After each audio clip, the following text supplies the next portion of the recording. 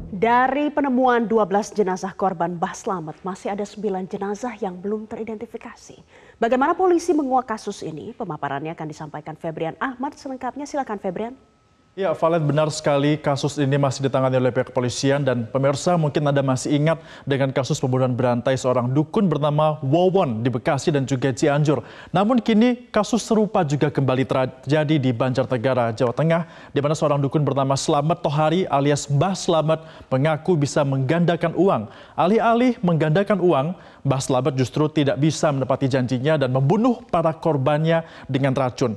Bagaimana kasus ini terbongkar hingga akhirnya ditemukan total ada 12 jenazah yang merupakan korban dari Mbah Slamet dan juga 9 sudah dimakamkan dengan tanda Mr. X. Kita akan bahas bersama.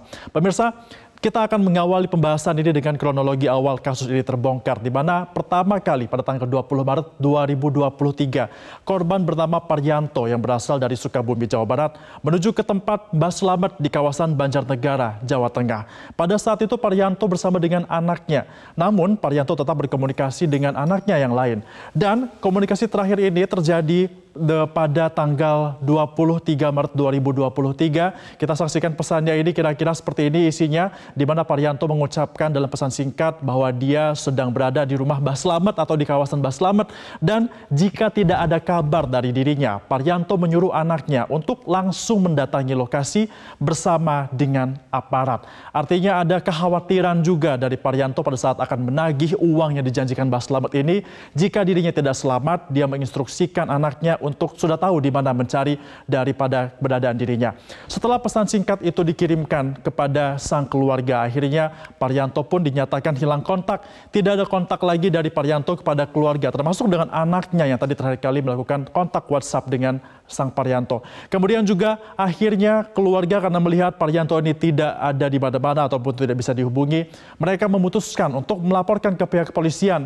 Tepatnya kita akan lihat di grafis selanjutnya di tanggal 27 Maret 2023, setelah tanggal 24 kontak terakhir, tanggal 27 mereka keluarga Paryanto memutuskan untuk melapor ke pihak kepolisian, dan akhirnya polisi mengamankan sang dukun yakni Mbah Slamet serta menemukan Paryanto sudah tidak bernyawa. Jasadnya ditemukan di lahan kediaman milik Slamet yakni berada di Desa Balun, Kecamatan Wanayasa, Banjarnegara pada 1 April 2023. Kita akan lihat selanjutnya pemirsa, di mana polisi juga sudah berada di lokasi ini, juga tetap melakukan penyelidikan, juga mencium adanya korban lain.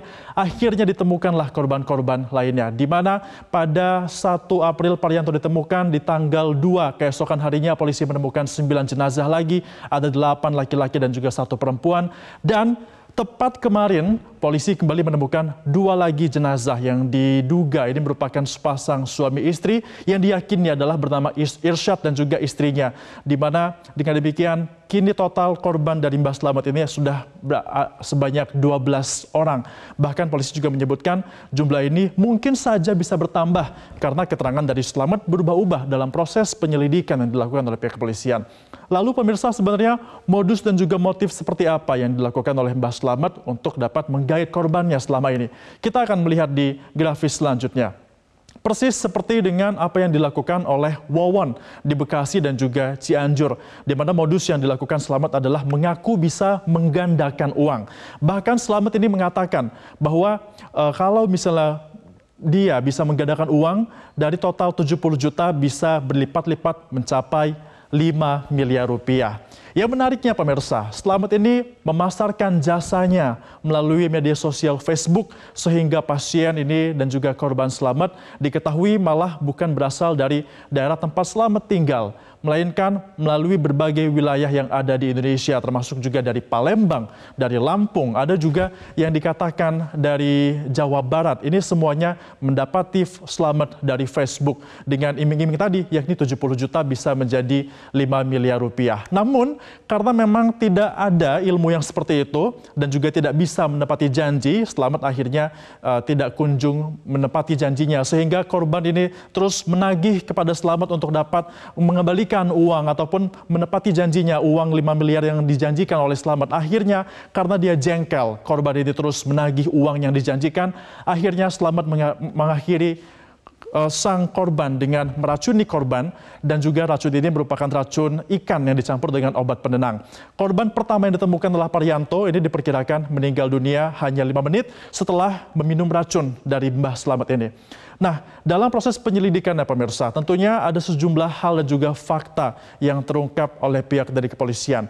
Beberapa di antaranya adalah, yang pertama, ini Slamet ternyata dalam melancarkan aksinya tidak bekerja sendirian. Dia melakukan aksinya dengan sang asisten atau kaki tangan Slamet yang berinisial BS. BS ini pemirsa memiliki tugas untuk mempromosikan jasa penggandaan uang Slamet melalui akun media sosial di Facebook. Kemudian ini juga pasien Slamet pun akhirnya berdatangan karena promosi-promosi ataupun iklan yang diposting oleh BS di Facebook.